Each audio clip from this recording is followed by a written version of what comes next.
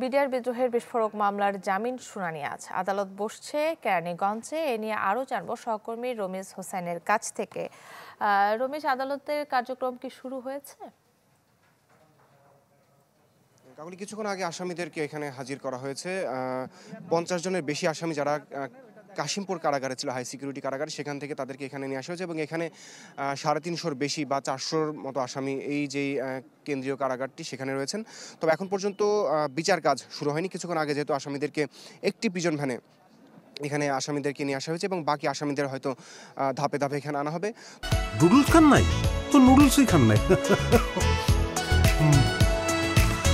তো এরই মধ্যে আজকে যেহেতু বিচার কাজের জামিন শুনানি অনুষ্ঠিত হবে, তো আমরা দেখেছি যে এই সমস্ত বিডিআর সদস্যদের যারা স্বজনেরা রয়েছেন তারা কিন্তু এই কারাগারের বাইরে যেখানে মূল ফটকটি রয়েছে সেখানে তারা দাঁড়িয়ে মানববন্ধন করছেন এবং তাদের সাথে আমরা কথা বলেছিলাম। তারা বলছিলেন যে তারা হত্যা মামলা এবং অন্যান্য যে সমস্ত মামলা ছিল সেই সমস্ত মামলাতে তারা কারোর 12 বছর 15 বছর পর্যন্ত তারা সাজা ভোগ করেছেন। শুধুমাত্র এই যে একটি বিস্ফোরক দ্রব্য নিয়ন্ত্রণ আইনের মামলা, যেই মামলায় তাদেরকে শুধুমাত্র হয়রানির উদ্দেশ্যে এবং তাদেরকে আটকে রাখার জন্যই এই মামলাটি করা হয়েছে এবং সেই মামলার কারণে তারা এখন পর্যন্ত বের হতে পারছেন না। তো তারা আসলে আজকে আশাবাদী, কারণ তারা বলছিলেন যে গত ফ্যাসিস্ট সরকারের আমলে বিনা দোষে তাদেরকে তাদের স্বজনদেরকে কারাগারে আটকে রাখা হয়েছিল।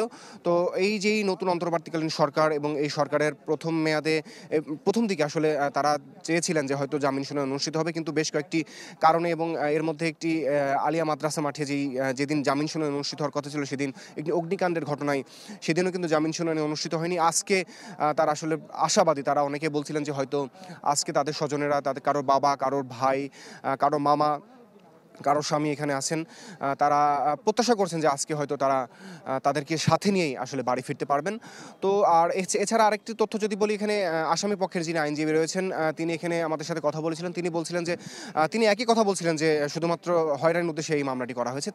তিনি আসলে আশাবাদী যে আজকে হয়তো তারা জামিন পেতে পারেন। কাকলি। রমিজ, আপনাকে ধন্যবাদ।